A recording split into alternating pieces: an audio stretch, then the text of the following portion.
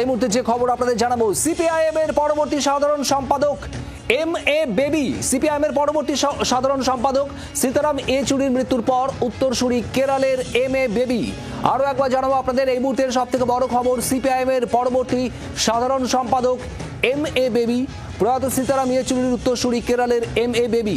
মৌমিতা চক্রবর্তী আমাদের প্রতিনিধি রয়েছেন আমাদের সঙ্গে। মৌমিতা, কি খবর? দেখো, এম.এ. বেবি হলেন সর্বভারতীয় সাধারণ সম্পাদক সিপিআইএম এর। সীতারাম ইয়েচুরি পরবর্তী জমানায় ফের কেরল লবির হাতে দলের নিয়ন্ত্রণ গেল এমনটাই মনে করা হচ্ছে, কারণ এম.এ. বেবি কেরালার একজন পরিচিত নাম, প্রাক্তন মন্ত্রী।